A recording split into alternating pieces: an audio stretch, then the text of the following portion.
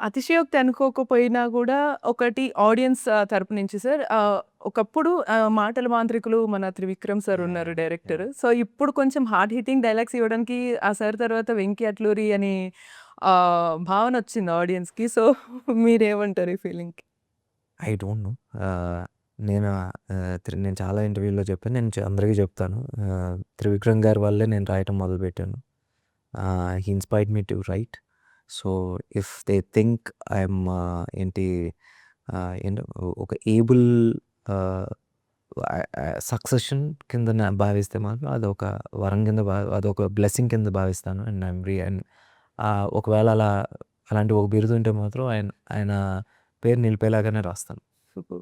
So, అందుకే already national award గూడా వచ్చింది మీకు బెస్ట్ స్క్రీన్ ప్లే రైటర్‌గా.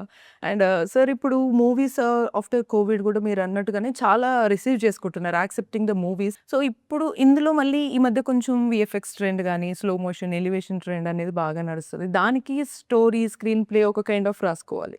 బట్ ఒక డైలాగ్ ఓరియెంటెడ్‌గా మూవీ ఎళ్తున్నప్పుడు అండ్ కథ పరంగా వెళ్తున్నప్పుడు సో, మీరు తీసుకునే కేర్ ఎలా ఉంటుంది?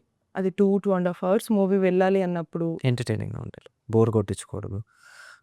ఎవ్రీ సీన్‌లో వచ్చేసి you give something. You know as long as you don't make the audience skip in their head. Skip button అనేది ఇప్పుడు చాలా కామన్ అయిపోయింది. సో, ఆ మెంటల్ స్కిప్ అనేది ఒకటి లేకున్నంత ట్రై చేసుకుంటే as long as you have a crisp edit.